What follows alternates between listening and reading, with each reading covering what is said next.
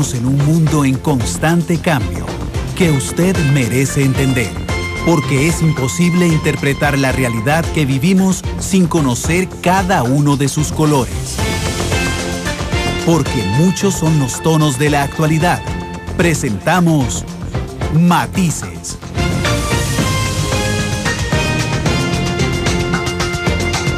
Una producción de Noticias Monumental.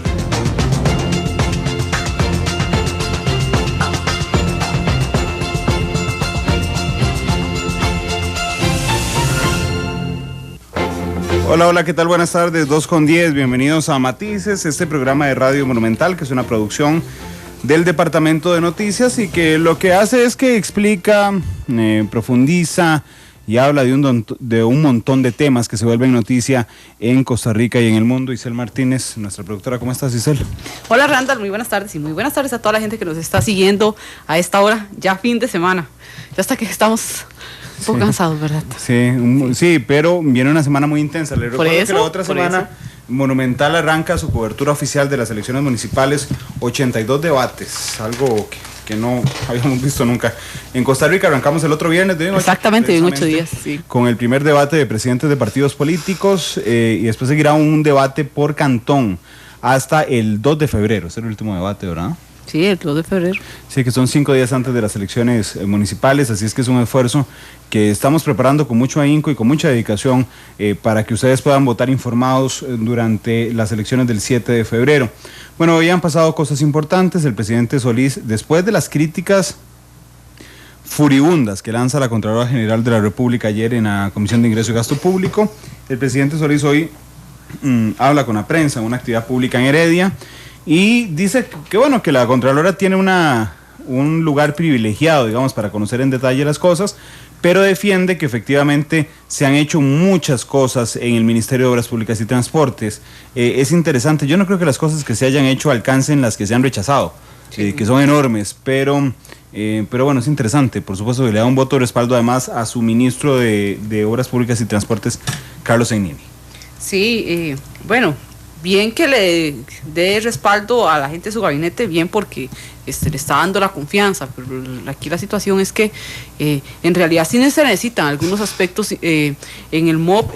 Ya la Contraloría incluso había señalado que vea su ejecución del presupuesto, sigue el deterioro de infraestructura a nivel nacional y son situaciones que se tienen que resolver y es más allá de decir o de respaldar, sino ejecutar.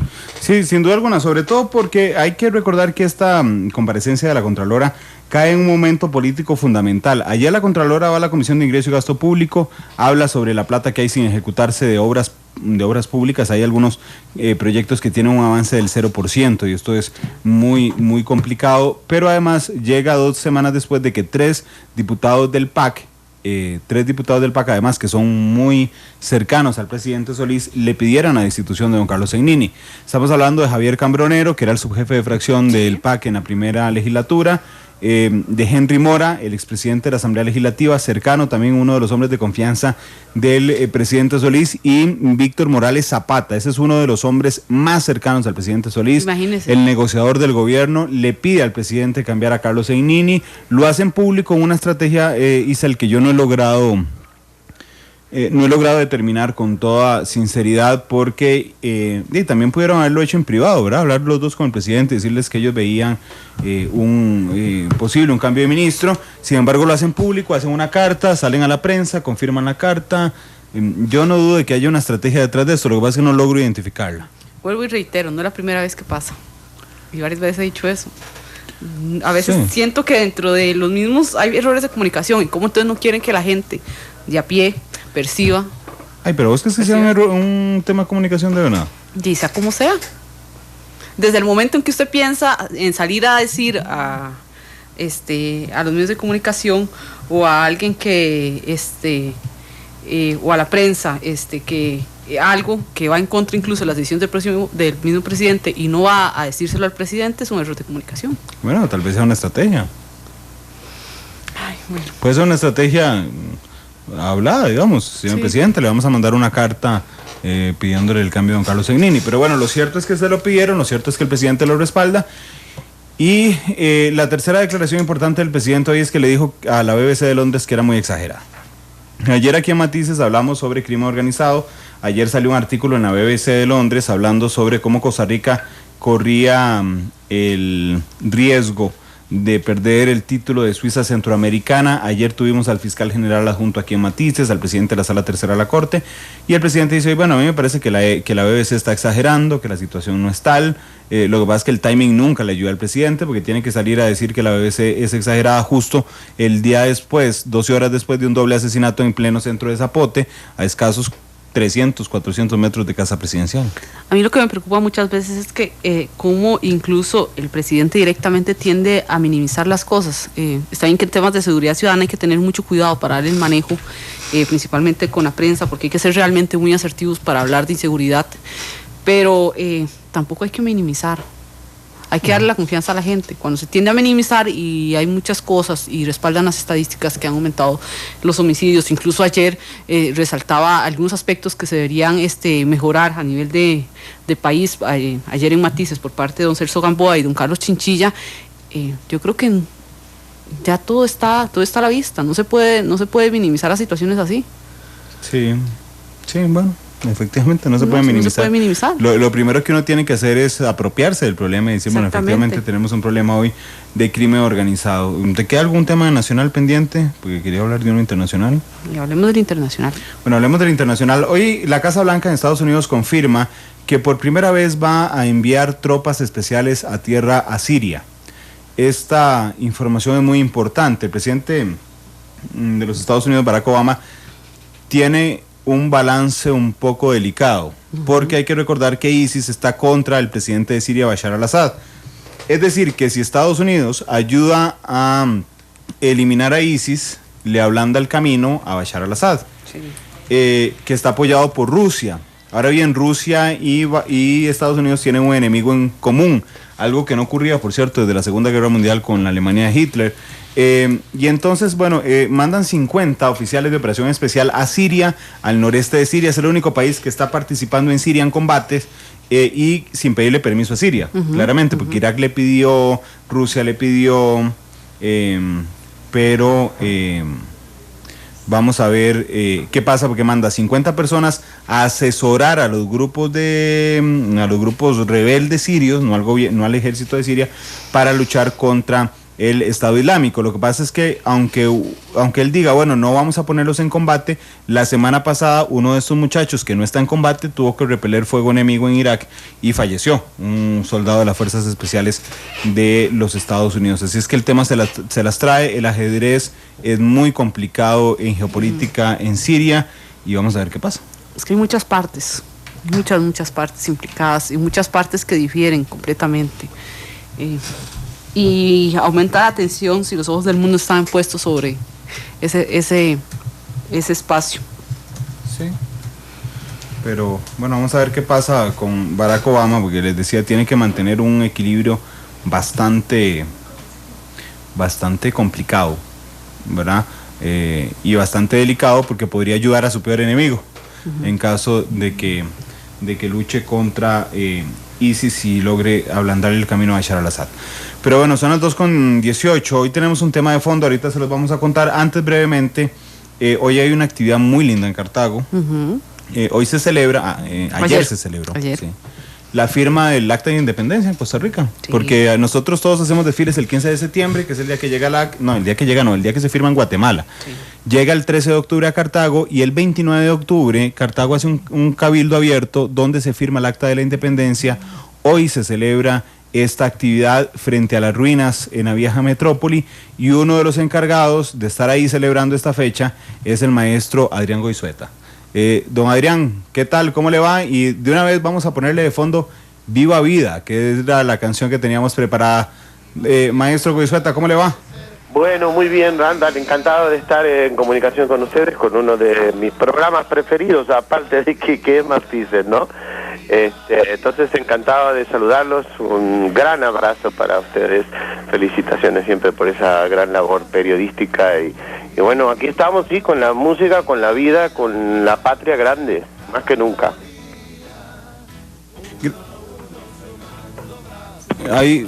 Sí, gracias. Adrián, es que tuvimos una interferencia aquí adentro. Decía que hoy es una actividad muy bonita y sé que la tienen planeada a partir de las 6:30.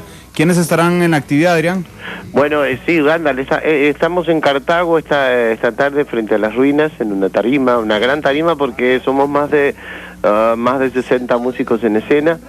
Y nos hemos congregado para festejar a la patria, para estar presentes dentro de lo que es esta conmemoración del 192 aniversario de la firma de la independencia de Costa Rica. Pero también la Municipalidad de Cartago, la Dirección Nacional de Bandas y el Ministerio de Cultura tuvieron la buena idea de invitarnos y coincidir, porque nosotros estamos presentando nuestro nuevo disco que se llama Viva Vida, que es un disco que he compartido con mi querido Luis Enrique Mejía Godoy, y entonces tenemos ya a la banda de conciertos de Cartago, la maravillosa banda, una de las mejores bandas del país sin duda, con la que he hecho varios trabajos, y ahora escribí toda la música para que este concierto pueda integrarlos. Allá la banda dirigida por el maestro Ricardo Vargas, y estamos con Luis Enrique Mejía Godoy, mi grupo, y los 50 músicos de esta banda fantástica a las 6:30, y ya nos han anunciado que no va a llover en Cartago. No va a llover y hará frío. En Cartago nunca llueve. No, la verdad que ha llovido menos últimamente, lo sé porque estamos yendo a ensayar y realmente a veces hay sol y llegamos a San José y llueve en San José, sí. No, hombre, pero bienvenido a la provincia más linda que tiene Costa Rica. Qué bonito. Sí. Yo quiero muchísimo Cartago, Nanda. Y no lo digo yo solo por ser Cartago. Creo que, Isel, ¿vos estás de acuerdo en que Cartago es la provincia más bonita? Es el lugar más lindo. Desde el clima hasta la gente, que es bien simpática, por cierto. Muy simpática. Una de nuestras invitadas, Mariela, es de Cartago. Mariela de Cartago, ahorita la vamos a presentar, les vamos a contar quién es Mariela. Hoy está lleno de Cartago esta mesa. Ah, mira qué bien, qué bonito, claro. Y bueno, ir a celebrar en un lugar icónico. Hay que recordar que la firma del Acta de Independencia, ¿sí?, el 29 de octubre de 1921, ocurre ahí, donde va a ser el concierto. De hecho, a un costado del edificio de la Municipalidad de Cartago, al costado sureste. Sí, sureste, al costado sureste. Hay una placa donde dice: en este lugar se firmó el Acta de Independencia, los nublados del día, el 29 de octubre de 1821. Ahí nació Costa Rica, don Adrián. Qué maravilla, ¿no? Sí. Qué maravilla. Y hoy festejarlo con esta visión de la patria de Costa Rica, pero también con la patria grande que somos los latinoamericanos, digo, en sentimientos, fundamentalmente. No me refiero a la política, pero ni ninguna cosa de estas, pero sí me refiero a los corazones unidos. Y bueno, yo también quiero ir a Cartago, a pesar de que siempre confieso ser hincha del Club Sport Herediano. Mi segundo club ya no es Cartago, y yo siempre digo que tenemos un público hermoso en Cartago. Es muy fiel la gente de Cartago, le gusta la música que tiene significado, sentido, que dice cosas. Entonces estamos felices de que sea allí. Uh-huh. Bueno, nosotros estaremos muy felices de recibirte hoy en Cartago, y sí, a todo el pueblo latinoamericano, además, que está en un gran año, Adrián. Ahora me decía el maestro Goizueta, ¿por qué no me invita a hablar de política en Argentina? ¿Verdad? ¿Verdad? un día estos, maestro, que lo tendremos, les anuncio de una vez, en la gala navideña de este año. Claro que sí. De Monumental. No faltaré. Maestro, muchas gracias. Gracias a ustedes, quedan todos invitados, y bueno, abrazo muy grande y gracias por el trabajo que están haciendo. Gracias, maestro Goizueta. 2:23, vamos a la pausa, vamos a despedir este bloque. Don Esteban, podemos poner la canción desde el principio, así despedimos este bloque y venimos con el tema de fondo. Usted habrá oído durante las últimas horas, leído o observado en televisión el índice de pobreza multidimensional. Hoy están los expertos aquí para explicarnos qué es. 2:23, vamos a la pausa y regresamos con Matiz. Todos juntos y el corazón como guía, viva vida para crecer cada día. Uno a uno sumando brazos al día, viva vida sembrando canto y poesía, todos juntos y el corazón como guía.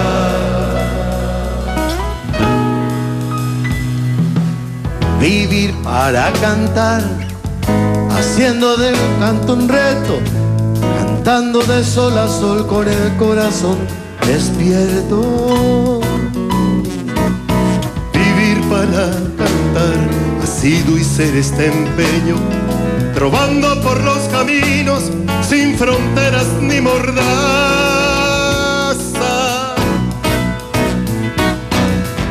Viva vida para crecer cada día, uno a uno sumando brazos al día.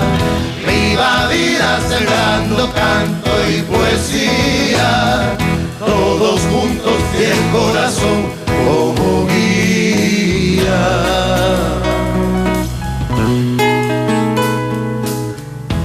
Vivir para cantar, haciendo del canto patria, amasando la poesía. Porque la realidad tiene muchos tonos, matices. La actualidad, sus tonos, sus contrastes. Esto es Matices.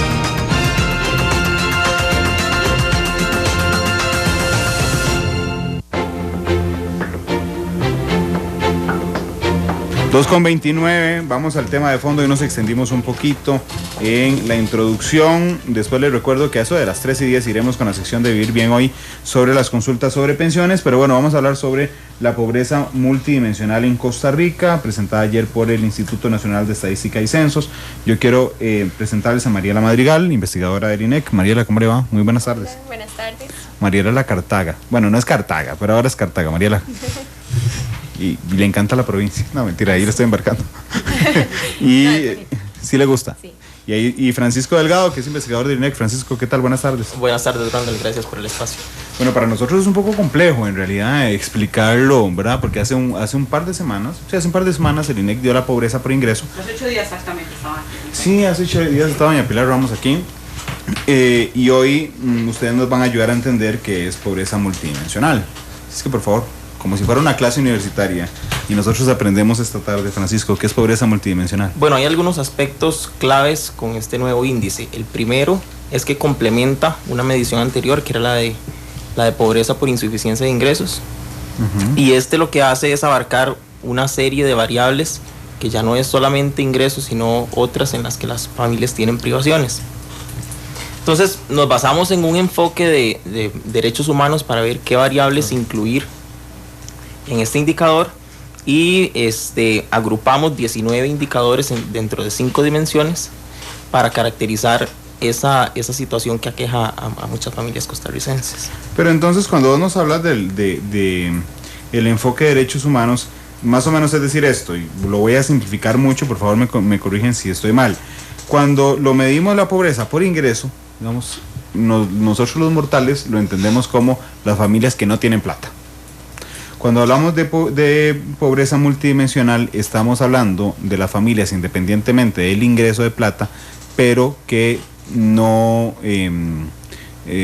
satisfagan, digamos, las necesidades prioritarias según el enfoque de derechos humanos. Exacto. El tema es que pueden haber familias que sean consideradas pobres por los dos métodos. Entonces no son necesariamente excluyentes. Un tema importante es que cuando medimos por ingreso, esa es una variable que fluctúa en el tiempo. Entonces, una familia puede ser pobre por ingresos un año, el otro no, el otro sí, porque claro, su ingreso fluctúa. La pobreza multidimensional va y atiende temas mucho más estructurales. Entonces, ve condiciones de la vivienda que no cambian todos los años, ve condiciones de educación que tampoco son variables que se mueven de forma continua. Entonces, ese es el gran aporte que da este índice en comparación con el de línea de pobreza. Pero, Mariela, también permite enfocar, digamos, los esfuerzos mucho más eficazmente, ¿verdad? Exactamente. El objetivo del indicador está pues dirigido en dos líneas. La primera es la que recién está mencionando Francisco, ¿verdad? Que es que sea complementario a la medición de pobreza por línea de pobreza. Y la segunda es que permite pues monitorear las políticas sociales, porque justamente estos 19 indicadores que ha mencionado Francisco están alineados a una política social. Es decir, cada uno puede monitorearse con políticas sociales que ya están desarrolladas pero que no necesariamente están trabajando de la mejor forma, ¿verdad? Ya ese es, pues al Estado le tocará pues responder, o a cada institución le tocará responder por el resultado que se dé en cada uno de esos indicadores. Entonces, de alguna forma, pues sí, la idea es que funcione para mejorar también la gestión pública. Bueno, entonces en este caso tenemos 4 o 5, más bien 5 rubros que componen en este caso esta dimensión. 5 dimensiones. 5 dimensiones. 5 dimensiones que componen toda la medición que ustedes están haciendo. Me gustaría precisamente que nos expliquen más exactamente cuáles son estas dimensiones y cuál es el peso que tienen dentro de toda la composición.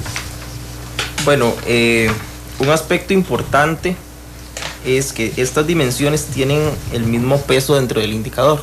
Son 5 dimensiones, 20% cada una. Entonces, nos preguntan mucho por qué 20 todas y no darle más peso a educación y menos peso, qué sé yo, a trabajo o a cualquiera de las otras. Entonces, como nos estamos basando en un enfoque de derechos, creemos que ningún derecho tiene que pesar más que otro. Entonces, por eso le dimos la misma ponderación a cada una de las dimensiones. Voy a mencionar rápidamente cuáles son estas. La primera, vivienda y uso de internet. En este caso, se hizo un enfoque innovador al incluir el internet. Ya no se considera, por ejemplo, la tenencia de electricidad en la vivienda. Ajá. Porque prácticamente el 100% de las viviendas tiene ese servicio, y hay más bien retos en cuanto al internet. Entonces decidimos incluirlo ahí. La otra dimensión es el de educación, que es una variable fundamental para todo lo que tiene que ver con bienestar y nivel de vida de las familias. Salud, trabajo, y uno que es bastante novedor, que ningún otro país que ha medido pobreza multidimensional lo ha incluido, que es el de protección social. Este de protección social indaga las condiciones de vida de poblaciones vulnerables. En este caso incluimos, por ejemplo, niños y niñas que no tienen cuidado, personas que están fuera de la fuerza de trabajo por obligaciones familiares, que en este caso descubrimos que la gran mayoría son mujeres,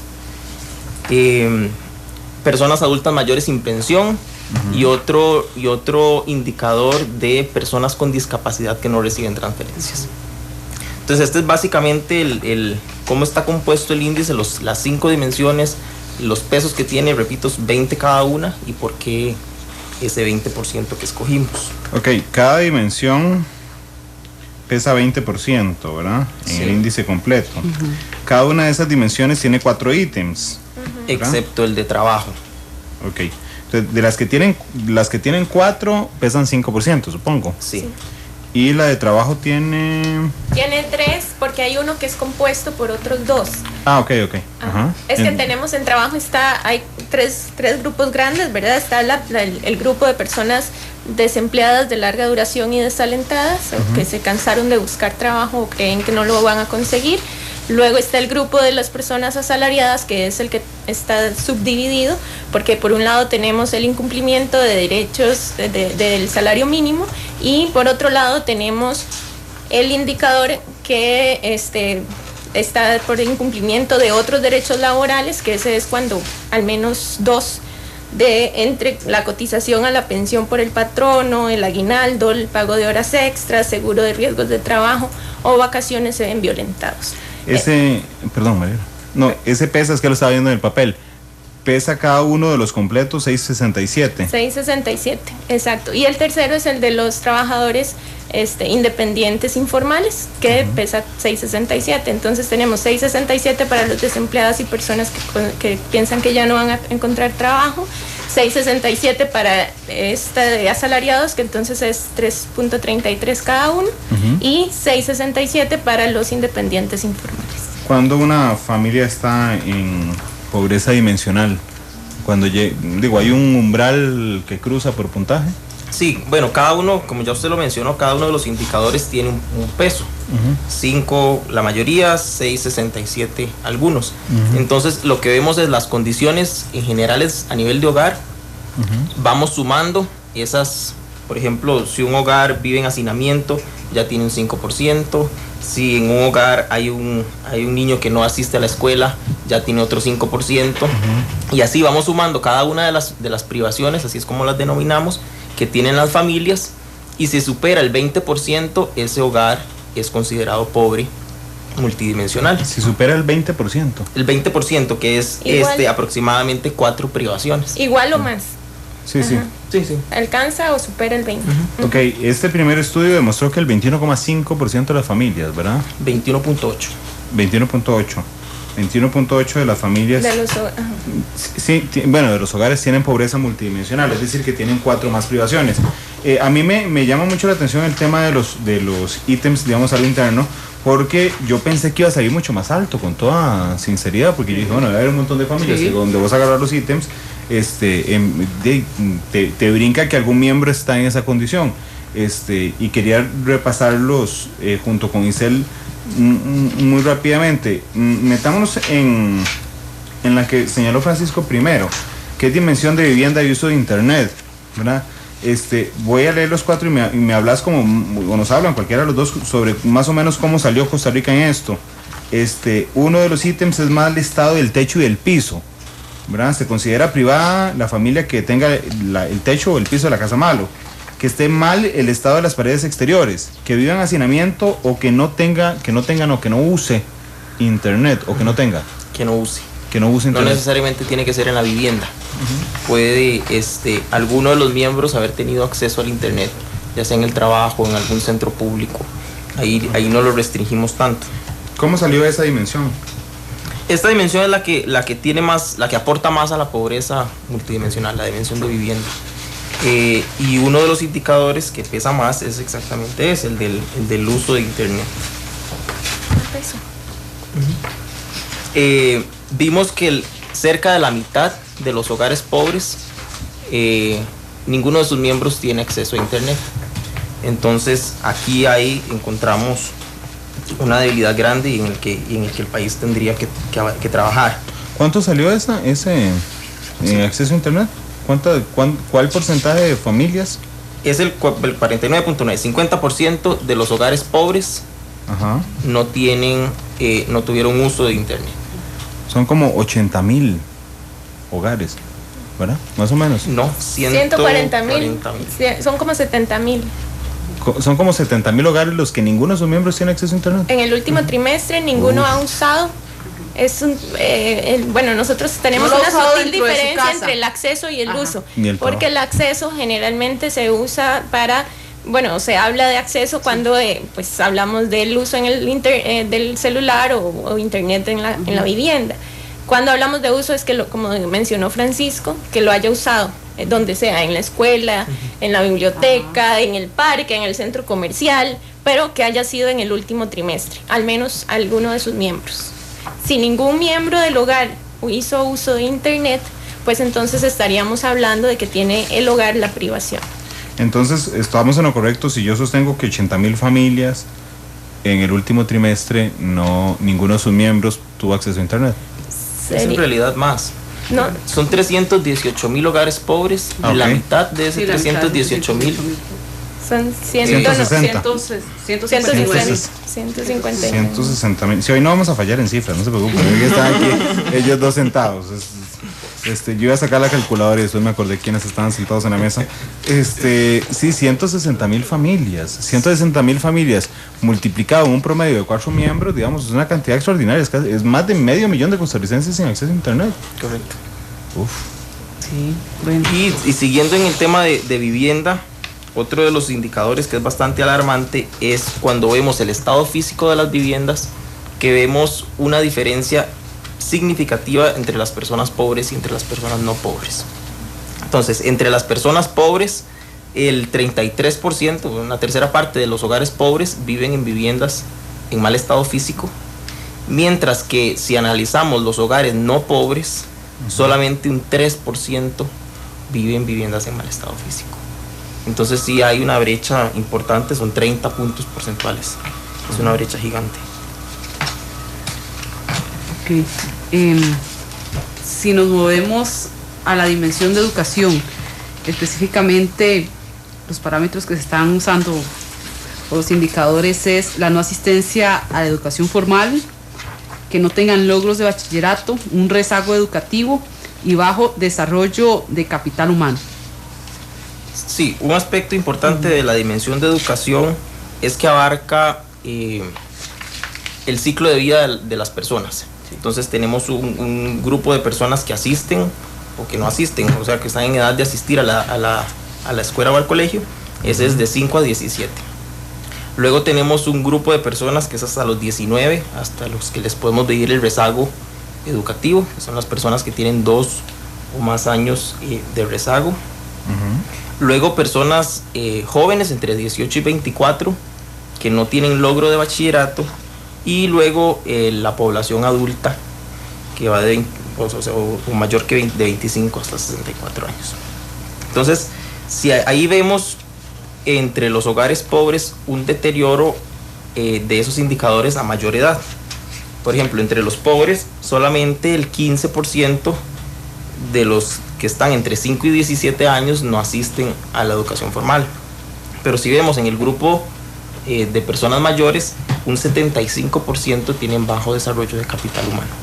Entonces aquí vemos varias cosas y una va directamente relacionada con política pública. Ayer la ministra de Educación mencionaba un dato importante, y es que estas personas mayores de 25 años tienen ese bajo nivel de capital humano por la deficiencia en inversión que se dio en la década de los años 80. Si vemos, ahora se invierte un 8% casi del PIB en educación, y esto se refleja en indicadores menores para las personas que están en edad escolar. Y eso es más o menos buenas noticias. Habría que ver cómo se trabaja para mejorar la competitividad entre las personas que ya no están en edad de asistir a las aulas. Sí. Cuando se habla de rezago educativo específicamente, ¿qué es lo que se está midiendo y a partir de qué? Ahí lo que se mide es la edad que tiene la persona y el grado al que está asistiendo. Entonces, por ejemplo, una persona de 15 años debería estar asistiendo a 9º año. Pero entonces, si está en 7º, ya tiene 2 años de rezago, ahí ya se considera una privación en ese hogar. Una familia que falle, Mariela, en los 4 ítems de estos, y prácticamente está ya en pobreza dimensional, digamos. Si uno solo es un miembro, no está en el colegio, si uno lleva 3 años quedado, el que no está en el colegio evidentemente no va a tener bachillerato, y tiene, digamos, si sigue un patrón bajo desarrollo de capital humano, a mí me preocupa mucho esta dimensión porque es la que condena, digamos, a la pobreza. Bueno, hay varias cosas. Lo primero es que sí es cierto, ¿verdad? Cubrimos a toda la población, pero son grupos excluyentes. Entonces, una sola persona podrá tenerlo a lo sumo, ¿verdad? No podrá tener ninguno. El hogar en conjunto puede tener los 4, y entonces sí puede ser pobre, ¿verdad? Pero por diferentes miembros. Porque lo primero, ¿verdad? Cuando hablamos de asistencia es que no esté asistiendo en este rango de edad de 5 a 17. Luego el de rezago, pues tienen que estar asistiendo para tener rezago, ¿verdad? Entonces se les mide el rezago a los que están asistiendo. Que esos son los de 5 a 19, de 6 a 19 años, porque los de 5 naturalmente no pueden estar rezagados. Entonces, a partir de los 6 a los 19 se mide el rezago, y luego tenemos el logro, que el logro sacamos a los que están asistiendo, porque al final acá lo que hay que ver un poquito es como el objetivo con el que se construyeron los indicadores. Como dijimos al inicio, pues lo que se pretende es monitorear la política, y pues si hay una persona de 18 a 24 que está asistiendo al colegio o a la educación abierta, y pues está buscando tener su bachillerato, entonces de repente no merece que le castiguemos si está más bien, ¿verdad?, tratando de alcanzarlo. Entonces en este caso, si están asistiendo, se le mide el rezago, pero no se le mide el no logro. Se le mide el logro cuando no asiste. Y por último, tenemos el grupo de 25 a 64 años, que también, de nuevo, excluye a los 3 grupos anteriores. Entonces, sí, podemos tener un hogar que sea pobre multidimensional porque tenga estas 4 privaciones, pero solamente si tiene, ¿verdad?, esos 4 miembros que tienen las privaciones, pero una de las propiedades del indicador es que no sean redundantes, que los indicadores no sean redundantes, y una de las cosas que se busca evitar es justamente que la misma gente vaya a quedar en lo mismo por un solo motivo, ¿verdad? Como el ejemplo que puso Randall, pues ahí tendríamos más bien redundancia si fuera que una sola persona puede quedar privado en los 4 a la vez, y eso sí se busca, o sea, la metodología sí es muy estricta en que se evite la redundancia. Pero sí me preocupa mucho la dimensión en el sentido de que queda claro que son excluyentes, una sola persona no puede estar en los 4 ítems, pero por ejemplo, si hay una familia que reúna miembros en 3 de estos ítems, digamos, lo que me preocupa es que es que la casa, digamos, usted la puede mejorar de alguna forma, inclusive el acceso a internet, pero cuando usted ya perdió esto, digamos, está condenado a vivir con esta escasez el resto de la vida. Ahora, digamos, es una dimensión básica y muy dura. Sí, es dura y refleja lo que le comentaba al principio, una de las causas estructurales de la pobreza. Y ahí hay otro tema que tal vez no hemos mencionado, pero es que en este bajo desarrollo de capital humano, lo que también se está incorporando, que puede que no tenga el logro de bachillerato, pero que tenga algún nivel o alguna formación técnica y que tenga un certificado. Porque lo que pasa de nuevo es que tal vez esta población de 25 a 64 pues es muy duro devolverlos al colegio, ¿verdad? De repente pues habrá algunos, pero siendo realistas sabemos que es un poco complicado. Entonces, bueno, se piensa que tal vez el INA o otros centros educativos puedan desarrollar estrategias y capacitarlos en educación técnica. Entonces, esa es otra parte de este indicador de bajo desarrollo de capital humano, que está para cuando en el hogar no haya al menos una persona de 25 a 64 años que no tenga el logro de acuerdo a su edad, porque también tenemos de acuerdo a grupos y según la legislación. Entonces, para los grupos de personas un poquitito más mayores, pero aún menores de 64 años, ellos deben cumplir solo con primaria, luego noveno, y de 35 a 25 deben cumplir con el bachillerato, como mínimo, ¿verdad? Entonces, en este caso, el bajo desarrollo de capital humano está en función a la formación académica que tenga una persona, independientemente si es técnica o es de educación formal. Exacto, estamos incluyendo ambos rubros, educación técnica o educación formal. Sí, porque está más, en este momento se me vino a la cabeza, qué sé yo, algún hogar donde haya una persona que sea emprendedor y que haya aprendido todo empíricamente, no se estaría incluyendo. Si lo aprendió empíricamente, sí estaría quedando con la privación. Pero bueno, tendrá esa privación, que es otra de las propiedades del indicador. Puede tener una privación, pero si en lo demás sale sale bien. Porque entonces, podría ser que a pesar de eso sus ingresos no son malos. Exacto, entonces no va a tener otras privaciones, tiene una sola privación, pero eso no implica que sea pobre, puesto que, como mencionamos, hasta que tenga 4 o más privaciones vamos a clasificarlo como pobre. Pero igual lo empírico no te asegura, digamos, bajo el sistema en el que vivimos en todo el planeta, digamos, el empirismo no te asegura. Pues vas a pedir un trabajo y dices, no, sí, yo sé, diseñar páginas de internet. ¿De dónde aprendió? Solo en la casa. De ahí, digamos, tenés una enorme desventaja. Pero si usted lo ve, por ejemplo, hay un matiz diferente. Claro, pues llama matices. Dale. La mayoría de pequeños empresarios o pequeños emprendedores no necesariamente tienen algún estudio fin. Sí, tiene títulos. Eso es una realidad que a veces nos vemos diariamente. Pero sí, ahí eso es cierto. Se puede compensar, como dicen ustedes, con otras de las dimensiones que están dentro del estudio. Sí, de hecho, ¿les parece si pasamos a la de salud? Claro. Son 4 ítems. Sin seguro de salud es una. Sin servicio de agua es otra. Sin eliminación de excretas, otra. Y sin eliminación de basura, que me llama mucho la atención esa última, por cierto, es otro de los ítems. Esta dimensión básicamente son dos áreas que quisimos cubrir. Una, la que es el acceso a la seguridad social o en general a los sistemas de salud. Y la otra que tiene que ver con las condiciones que tienen los hogares en sus viviendas, que les dé protección y cierta higiene y sanidad. Entonces a eso se refieren los últimos 3: el acceso a agua potable, una adecuada eliminación de excretas y un servicio de recolección de basura apropiado. Hoy estábamos leyendo el estudio, aquí tengo una pregunta muy puntual, pero es que todos nos quedamos ahí un poco patinando esta mañana. La eliminación de excretas es sin tanque séptico. ¿Qué? ¿Aclararnos? No, si hay un alcantarillado o tanque séptico, ese hogar no está privado. Está superado. Está superado, por decirlo así.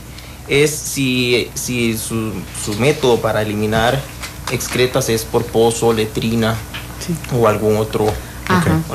Sí, hoy teníamos esa duda. El que llamamos el excusado de hueco. El de hueco, sí. Exacto. Ok.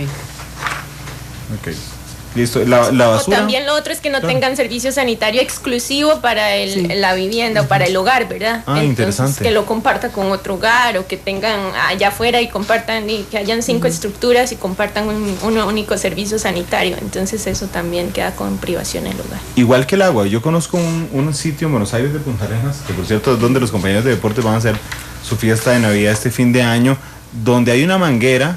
Digamos, está en un precario, hay una manguera y entonces la manguera se la pasan media hora de casa a casa. Eso es privación de agua también. Sí, exacto, puede pasar también en las cuarterías o en los lugares, ¿verdad? Porque no tienen la estructura dentro de la vivienda, y por eso también decía Francisco que está la parte de aseguramiento y la otra que es estructural, ¿verdad? Que tenemos en las viviendas. Entonces sí, bueno, lo que es agua y el servicio sanitario o la eliminación de excretas, pues depende mucho de cómo esté organizada o cómo estén los hogares organizados, y verdad, porque sí, desgraciadamente pues hay espacios en los que tienen que ir a traer el agua fuera de la vivienda, y entonces ya también eso es una privación. ¿Me pueden detallar cuál es la cantidad de familias sin seguro que tiene a alguno de sus miembros sin seguro de salud? Bueno, el porcentaje, sacamos juntos, ¿cuál sacamos juntos? Mentira, lo sacan ustedes la cantidad. ¿De los hogares pobres o de los hogares pobres? De los hogares pobres es el 63. 63% de 321,000. De 318,000. Ok, de 318,000. Eso es, otra vez vamos a sacar la 160, un poquitito más. Son como 180,000, 190,000. 190,000, una cosa. Sí, más o menos. Vamos a sacar. En esos hogares que no necesariamente todo el hogar está sin seguro. Sí. Aunque una persona en cada hogar esté sin seguro de salud, ya lo consideramos que tiene una privación ahí. Sí. Hay otro de los rubros que se analiza dentro de esta dimensión que a mí particularmente me llama mucho la atención, que es el de la eliminación de basura. Porque a veces uno piensa que, bueno, ya muchas municipalidades, al menos el caso donde yo vivo, cobran automáticamente la recolección de basura y todo eso. ¿Cómo es que se maneja esto, principalmente en zonas rurales? Sí, bueno, para zonas rurales hay una excepción. Se considera adecuado, por decirlo así, que haya un servicio de camión recolector o que las familias entierren los desechos sólidos. Se considera privación si la tiran al río, si la queman, todos estos métodos más artesanales, por decirlo de alguna forma. Ahí en las zonas rurales es donde vemos una mayor incidencia, precisamente porque hay lugares donde es imposible que llegue un camión recolector. Sí. No va a llegar un helicóptero, no va a llegar otro método. Entonces ahí sí se ve una incidencia mucho más alta. En las zonas urbanas la mayoría de los municipios tienen un servicio de recolección de basura, pero igual puede que en su comunidad pase un camión recolector, pero la familia decidió quemarla. Sí. Entonces ahí ese hogar se considera que tiene una privación ahí por las implicaciones de salud que tiene esa acción de quemar la basura y la contaminación que genera. Interesante. La otra dimensión, en este caso, Randall, no sé si ya llego, sí. Algo más en la parte de salud. Está dándole vuelta. Sí. Trabajo. El de trabajo, sí. Sí, la de trabajo plantea, como lo explicó ahora Mariela, 3 ítems, y uno de esos 3 dividió uno en 2. El desempleo de larga duración y desalentados es una. Incumplimiento de derechos laborales, que se divide en 2, que es el incumplimiento del salario mínimo por un lado o el incumplimiento de otros derechos laborales. Y el tercer ítem es el empleo independiente informal. Que esta dimensión, al igual que educación, podría permitir, digamos, si uno no cumple ninguna de estas características, podría permitir superar las otras también. Y que de hecho algunos tienen un peso mayor. Como el arreglo de la casa, digamos. Sí, en realidad, bueno, sí, exacto, cuando se incumplen con todos los en cualquier dimensión, ¿verdad? Porque nosotros hablamos de que cuando un hogar es pobre, cuando tiene 4 privaciones o el equivalente a una dimensión, ¿verdad? Entonces eso también es cierto. Si en un hogar tuvieran esas privaciones en esos 3 indicadores, en particular en esta de trabajo, y si no en las otras, en los 4, pues sí, estaría siendo pobre. Y bueno, pues la parte de trabajo se ha asociado mucho, sobre todo en lo que es la metodología de línea de pobreza. Los indicadores de trabajo pues pesan mucho en lo que es la parte de ingreso, y que yo creo que es a lo que se refiere Brandon. Sí. Porque sí, efectivamente, tanto pues podríamos hablar de que son como la base, ¿verdad? Hablamos de educación, y que entonces si tienen un capital humano, que le estamos llamando en este caso adecuado, pues se pueden desenvolver y tener acceso a un trabajo pues más remunerado y mejor remunerado, perdón. Y entonces en este caso pues también entonces estamos asociando ambos indicadores o ambas dimensiones. Efectivamente, entre las personas desempleadas y que se cansaron o consideran que no van a encontrar trabajo, tenemos un 37.7 que son que han estado desempleadas como por más de 12 meses, que son pobres. Y luego de los asalariados en pobreza, un 32.3 de los que, ¿verdad?, que son asalariados no llegan o no alcanzan al salario mínimo. De estos mismos asalariados que son pobres o personas pobres, tienen un 64.4, presentan al menos 2 incumplimientos en sus derechos laborales adicionales al salario mínimo. Y por último, las personas pobres que tienen un trabajo independiente, una actividad independiente, un 88.1 presentan informalidad en el empleo. 88.1. Presentan informalidad en el empleo. Entonces, nosotros podríamos, con lo que hemos visto hasta el momento, caracterizar una familia de pobreza multidimensional. Sí, claro. De hecho, ayer se hizo un pequeño ejercicio en esa línea de comparar un hogar pobre con un hogar no pobre. Y en el tema de empleo vemos diferencias grandes también. Por ejemplo, tasa de desempleo. La tasa de desempleo entre las personas pobres es del 14%, mientras que en las no pobres es cercana al 6%. Entonces vemos una población ahí sin trabajo que es bastante mayor entre los pobres.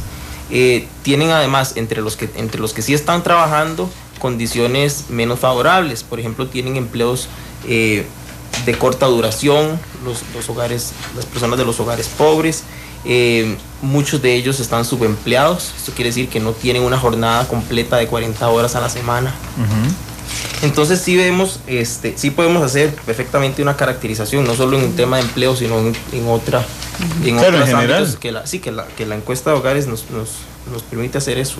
Claro, porque inclusive lo vimos la semana pasada con la encuesta nacional de hogares, digamos, de la caracterización de una familia en pobreza relacionada con el ingreso, que era más o menos una familia de 4 miembros, normalmente jefeados por mujeres, de zonas rurales, digamos.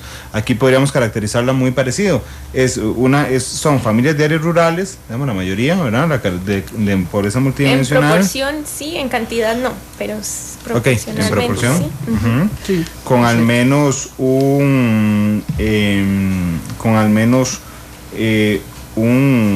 miembro desempleado, inseguro, con alguno de sus miembros, ya sea trabajadores informales o que le incumplan algún derecho laboral, que creo que son los 2 más altos que han brincado, sí, junto con el rezago educativo. Sí, son las variables que presentan más incidencia entre los hogares. Es como, y disculpen que use términos estadísticos y me corrigen por favor, porque nunca fui muy bueno en estadística, pero ni en investigación cuantitativa, y que no me esté oyendo mis directores de tesis, por favor, pero tiene que ver con la frecuencia, digamos, lo que más frecuencia señalan son efectivamente eso, digamos, el del 88% que nos brindabas ahora. Sobre...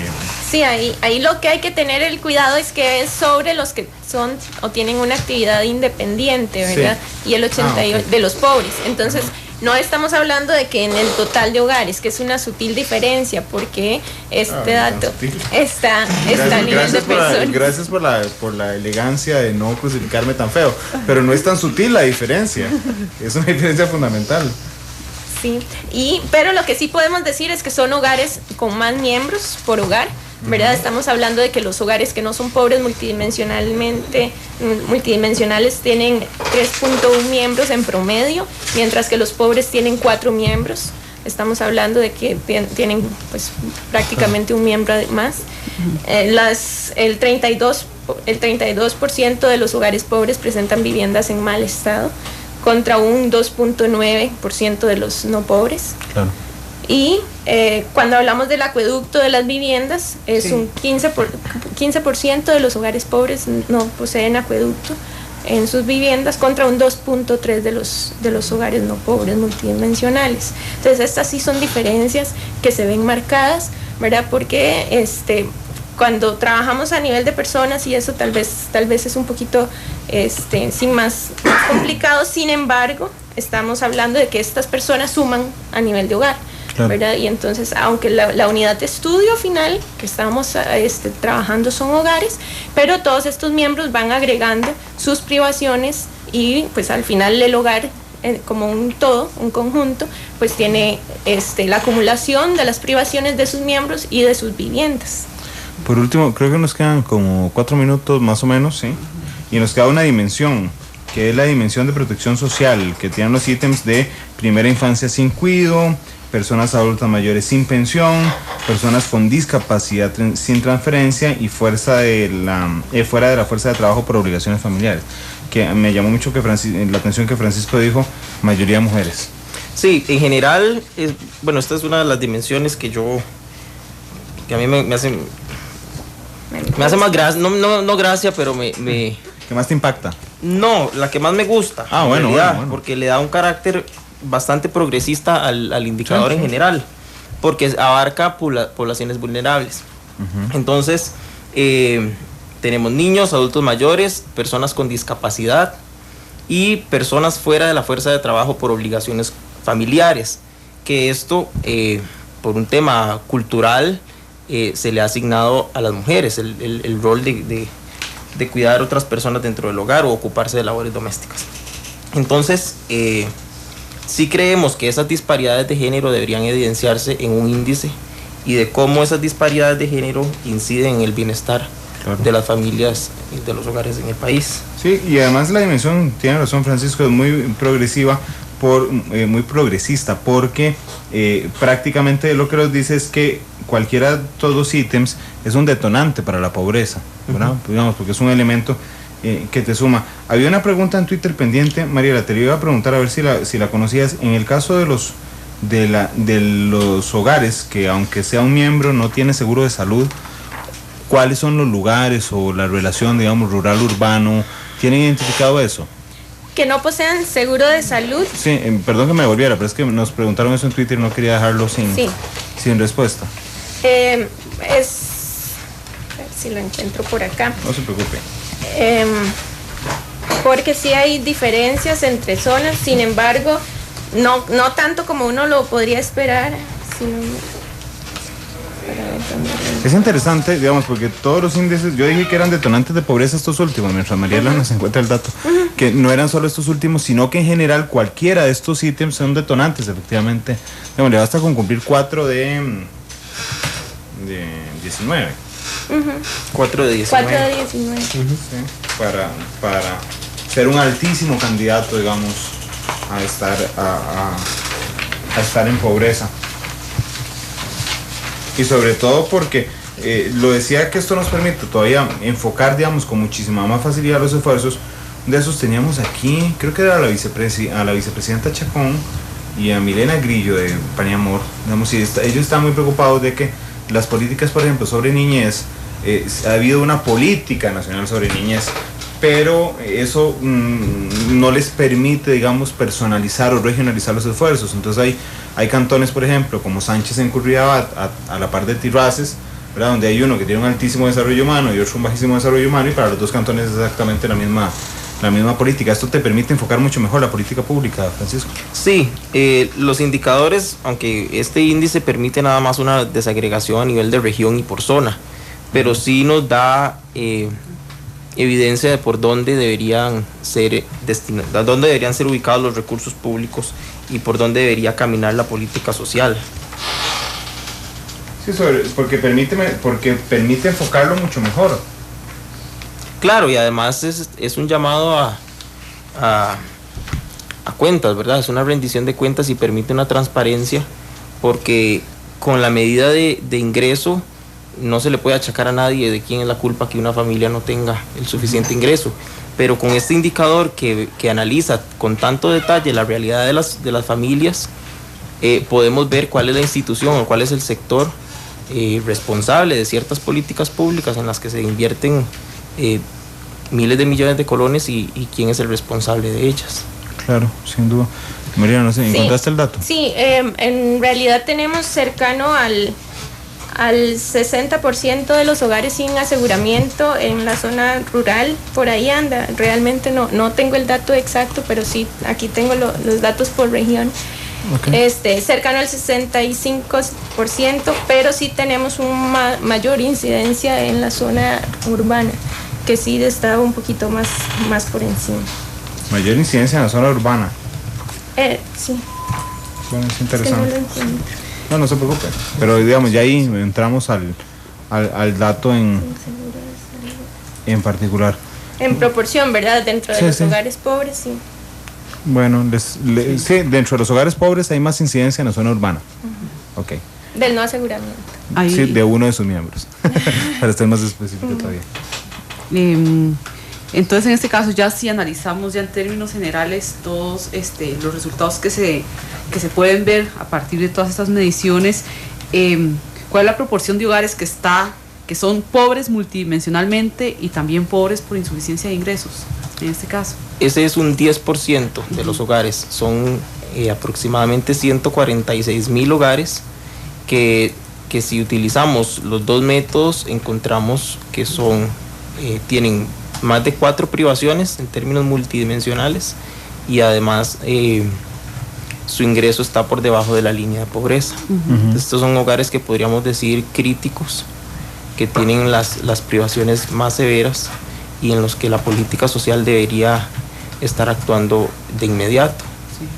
Y bueno, esos son los que son pobres multidimensionalmente y por insuficiencia de ingresos, estamos hablando de un 10%, pero entre las dos entre los dos aspectos, multidimensionalmente o por insuficiencia de ingresos, ¿cuál es lo que predomina en este caso entre los hogares pobres?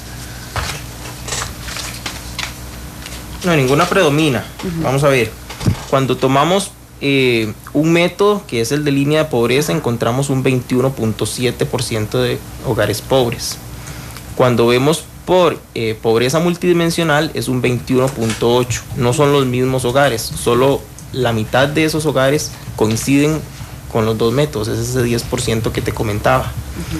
Entonces, la ventaja que tiene el IPM, el índice de pobreza multidimensional, es que permite direccionar esfuerzos en ciertas áreas que el índice que la medición por línea de pobreza no permitía anteriormente. Sí. Sí, tenemos condiciones un poquito más intensivas, ajá, ¿verdad? O más fuertes. Todavía los indicadores son más miembros. El ingreso está por debajo del promedio de las personas pobres por línea de pobreza. Estamos hablando de que los hogares en pobreza, las personas en los hogares pobres por LP está alrededor de 58,000 colones el ingreso. De este 10% tenemos 52,000 colones en promedio para estas personas. Entonces, y así las condiciones en general son todavía más fuertes. Entonces, sí estamos hablando de un grupo que pues debiera ser, ¿verdad? El que el gobierno o los encargados de hacer política, uh-huh, le den el principal enfoque y atención prioritaria, porque sí tienen condiciones pues más agudas. Bueno, yo les quiero agradecer mucho por haber venido hoy, por explicarnos un tema que no es fácil, es complejo, pero creo que ustedes nos han ayudado a aclararlo muchísimo esta tarde. Gracias, Francisco. Muchas gracias, Randall. Yo solo quería, como último comentario, que hablamos aquí mucho de números, uh-huh, y que los números se pueden quedar en un papel, pero en realidad estamos hablando de la realidad de muchas familias y que el trabajo básicamente apenas empieza. Los que trabajamos en política social apenas estamos iniciando. Sí, yo por lo menos y nosotros desde estos micrófonos siempre insistimos, por eso fue que convertí al inicio en familias y las familias en personas, porque nunca tenemos que olvidar que cuando decimos 21,5 es gente de carne y hueso, digamos, y no es sensibilizarnos, digamos, ante los números. Mariela, muchas gracias por haber venido. Gracias a ustedes por la invitación y gracias también a los oyentes. Espero que le guste seguir viviendo en Cartago. Así será. 3:13, usted también, usted nunca se va a venir de Cartago. No. Yo sé, No. es que Cartago enamora. Lo más bonito de estos lugares así tan congestionados es cuando uno ya va saliendo, la verdad. Okay. Decir eso a la par del jefe no es así como que lo mejor. No, estoy hablando de las presas, bueno, no del trabajo.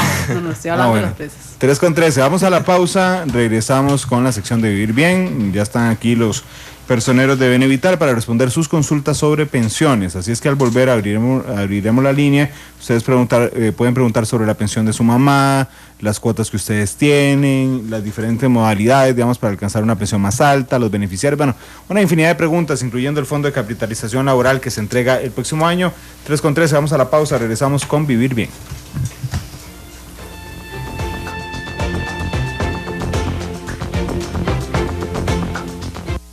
Analizamos los tonos de la actualidad. Exploramos sus contrastes, matices.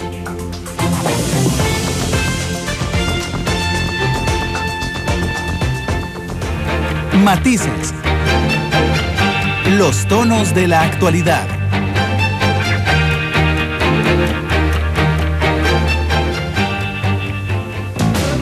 Ponga su futuro en las mejores manos. Benevital le ayuda a planear su retiro para vivir bien.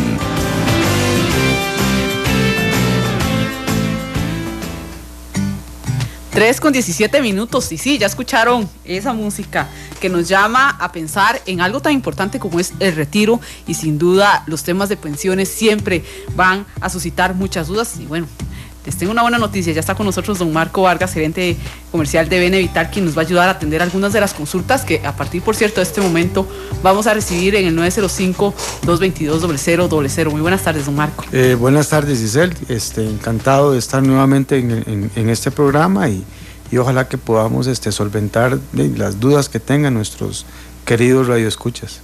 Así es, bueno, le invitamos y le reiteramos 905-222-0000 a todos ustedes que están en este momento en la casa y tienen alguna duda sobre temas de pensiones. También tenemos habilitado nuestras redes sociales en Twitter o en Facebook si está cerca de alguna computadora y quiere hacer alguna consulta. Bueno, don Marco, atendiendo algunas de las consultas que nos han llegado a redes sociales, nos han preguntado mucho de qué pasa si al momento que ya se cumple todos los requisitos necesarios para el retiro, la persona tal vez decide salir del país por algún tiempo. En este caso, ¿cómo se estaría retirando la pensión? En este caso, ya sea voluntaria o pensiones por el IBM. Normalmente en estos casos lo que puede pasar o lo que sucede es, él tiene varias formas, ¿verdad? El que él esté fuera del país, sí, pero tenga una cuenta bancaria en Costa Rica, sobre la cual puede estar haciendo vía internet movimientos a cuentas en el extranjero, sería, digamos que pues, no habría ningún tipo de inconveniente, es decir, seguiría recibiendo su pensión mensual en la cuenta bancaria en nuestro país y él vía internet estaría haciendo las transferencias correspondientes a las cuentas que tenga domiciliadas en el extranjero. Y una segunda alternativa sería que él deje a algún apoderado especial en el país para que en su nombre realice los trámites correspondientes. Perfecto, estamos recibiendo las primeras llamadas ya, son las 3:19, vamos a la primera de la tarde. Buenas tardes, ¿cuál es su nombre? Buenas tardes, Ricardo Monge, para servirle. Don Ricardo, muchas gracias por llamar, adelante por favor.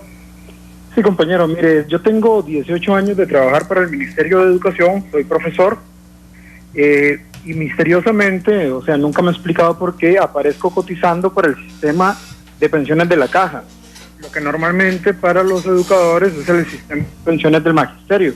Yo quisiera saber si existe algún mecanismo para pasarse del sistema y que se mantengan todas las cuotas que ya yo he pagado. Les agradezco y les escucho por la radio. Nada más una pregunta, ¿a usted le interesa pasarse al del Magisterio? Ese es el interés, pero me da miedo, digamos, perder las de la Caja. Cuotas que yo he tenido y que en algún sistema u otro se vaya, no sé, a interrumpir la cantidad de cuotas consecutivas que tengo, porque imagínense que tengo 18 años de servir en el magisterio y bueno, consecuentemente todas las cuotas que ya he pagado, ¿verdad? Claro, don Ricardo, ¿usted ha pedido estudios en los dos, en la caja y en el magisterio? He ido a las dos partes y en las dos partes me mandan a la otra oficina, ¿me explico? Okay. O sea, en la caja pregunto y me mandan a la oficina del magisterio, y en el magisterio pregunto y me mandan a la oficina de la caja. Pero usted sí sabe que tiene las cuotas en la caja. Yo sé que estoy cotizando para la caja por el código que aparece en mi orden patronal. Claro, interesante. Ok, gracias, don Ricardo. Don Marco. Sí, bueno, es digamos que esta consulta es muy especial porque yo digamos no desconozco alguna razón legal o técnica para que siendo funcionario del magisterio, bueno, en este caso el Ministerio de Educación Pública, y siendo profesor y siendo que el sistema de pensión básico que le corresponde es el del magisterio, las cotizaciones estén yendo hacia la Caja Costarricense del Seguro Social. Es decir, esa parte yo no podría ir, digamos, ahorita explicarlo por qué razón es, ¿verdad? Y eso me lleva entonces al siguiente punto. Pareciera que entonces dentro del magisterio no está, ¿cómo se llama? No tendría cuotas, solo en la caja. Exacto, y no está inscrito como, por decirlo de alguna manera, como un cotizante de ese régimen. Entonces un traslado de cuotas entre el régimen, en este caso en sí, no aplicaría porque en realidad por la práctica pareciera que él está inscrito a un solo régimen, que es el régimen de la caja. Entonces, el paso primero que él tiene que dilucidar es ese. Bueno, ¿qué pasa? ¿Por qué mis cotizaciones van a la caja? Si yo estoy en esto. Si hay alguna consideración especial en la cual él, siendo maestro, profesor, aún así tiene que cotizar a la caja, no veo yo factible un traslado hacia el magisterio. Ok, si solo ha cotizado en la caja no puede trasladarse porque no está inscrito como porque cotizante. Esos procesos de unificación de cotizaciones se da cuando usted pertenece a ambos regímenes básicos. Cuando tiene cuotas en las dos. Exactamente. Y usted puede trasladar la que tenga menos a la que tenga más. Exactamente. En este caso estaría con 18 años en la caja y con 0 en el magisterio. Correcto. Ok, bueno, lo primero que tiene que hacer don Ricardo es ir al magisterio, se me ocurre a mí, porque debería ser el más interesado. Claro. Debería estar peleándose por ¿qué pasó con esas cuotas que están yendo a otro lado? Claro. 3:23. Seguimos. Hizo la siguiente llamada. Sí, es 905-222-0000. Muy buenas tardes. Buenas tardes, muchas gracias. ¿Con quién tenemos el gusto? Luis Argüello. Adelante, don Luis. 59 años, 10 meses, 464 cuotas. ¿Yo puedo pensionarme a ya? Otra vez, 59 años, 10 meses. Sí. ¿Y las cuotas? 464. Ok, creo que tienen que esperarse un toque, unos meses más, pero aquí está don Marco que nos aclara. Está cerca de los 2 años, más bien, o sea, sería los 61 años y 11 meses. Es la manera más rápida de pensionarse, don Marco. Correcto. A menos, vamos a ver, que eso es lo que le estaba ubicando, ¿verdad? Hay que ver cómo queda la proporcionalidad ahora con el tema de aquellas personas, digamos, de ese retiro anticipado con descuento, digamos, o con castigo. Claro, sí, porque que esa transitoriedad empieza ahora en el mes primero, mañana, el domingo empieza. El domingo empieza, y ahí no sé cuánto es el número de cotizaciones que están, ahorita no lo tengo a mano, cuántas fueron el número de cotizaciones que están dejando para ello.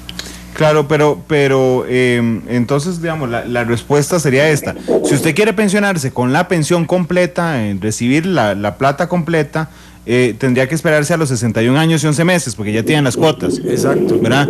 La otra forma que usted puede adelantar la pensión ahora es ir a la caja y pedir una pensión, pero se le sanciona una parte por pensionarse antes de los 61 años y 11 meses. Y lo que nos ha explicado Marco es que la caja el mes pasado dijo que iba a restringir a esas personas que se pensionaran, pero lo está haciendo durante unos meses, durante 6 meses, entonces habría que esperarse a la otra semana, pero aún así vendría, digamos, sacrificado el monto de su pensión. Por eso, pero ¿cuánto sería sacrificado? Depende de lo que el lunes establezca la caja, precisamente, porque la caja dijo que a partir del 1 de noviembre iba a cambiar las reglas. El 1 de noviembre es el domingo.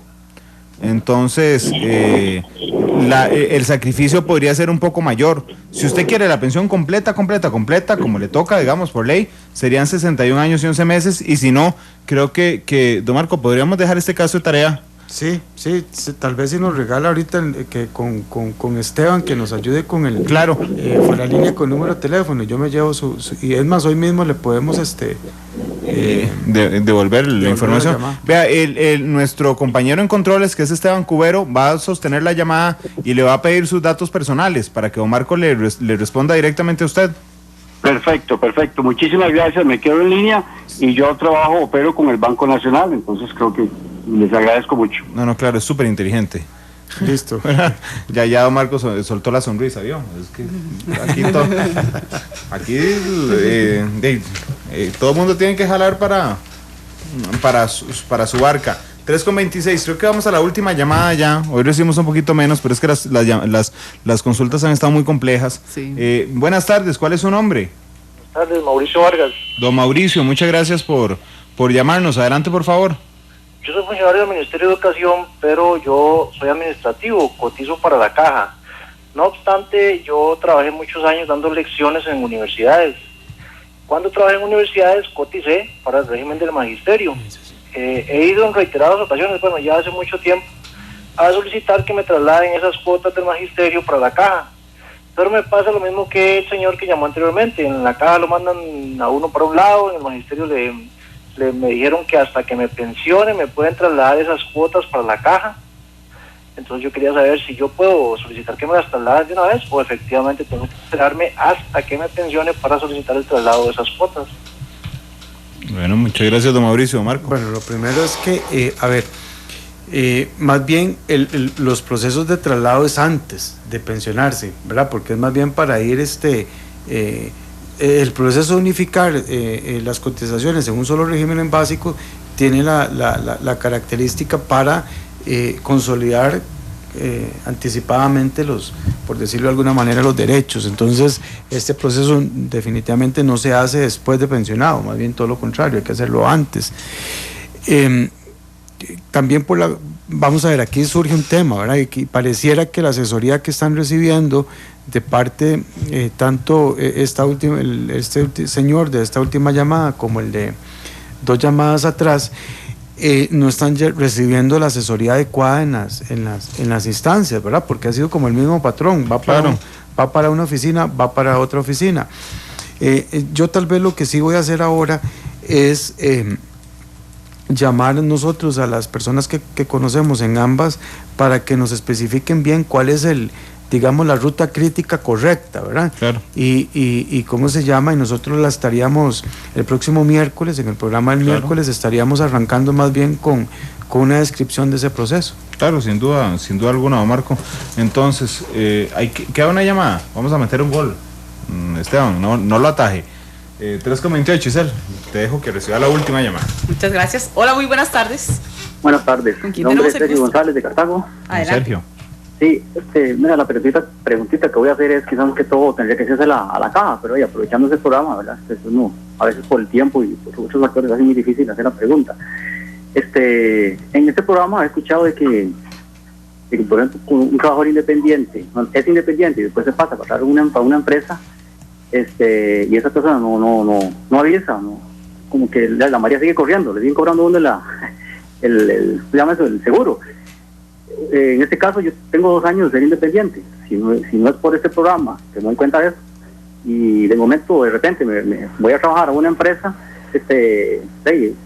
me siguen cobrando lo mismo. Yo siento que la caja debería darse cuenta de eso. O sea, si un trabajador es independiente y después usted pasa a una empresa, debería darse cuenta de eso y debería como comunicarle a esa persona. Claro, buenas tardes. Gracias, don Sergio. Es muy interesante esta pregunta, Marco, porque yo personalmente conozco a varias personas, incluyendo a compañeros de empresa que trabajaron en lo independiente, empezaron a trabajar aquí y a los 2 años fueron y resulta que había un montón de cuotas de lo independiente por los años que trabajaron aquí. Es muy interesante ese proceso. Sí. Tal vez lo único que yo agregaría, porque tiene razón el señor, pero a veces sucede cuando las jornadas no son completas. Entonces pueden haber jornadas con medio tiempo asalariado y medio tiempo como trabajador independiente, etcétera. Y entonces creo que ahí es donde la caja no logra como establecer ese punto de exclusión automática de un sistema a otro. Ok, bueno, perfecto. Se nos acabó el tiempo. Ya, don Marco, nos vemos el miércoles. Si Dios quiere, nos traemos esa tareita. Entonces, claro, de explicarles cuáles son las oficinas correctas a las cuales hay que ir para solicitar ese proceso de unificación de consolidación de cuotas entre regímenes básicos. 3:31, nos vamos de matices. Giselle, muchas gracias. Muchas gracias a toda la gente que nos siguió durante esta semana y recordarles exactamente en 8 días a las 11 de la mañana en el horario de la segunda emisión de Noticias Monumental, el primero de la serie de los 82 debates que tenemos rumbo a elecciones municipales. Bueno, 3:31, nos vamos. Feliz tarde a las 7, la tercera emisión de Noticias Monumental.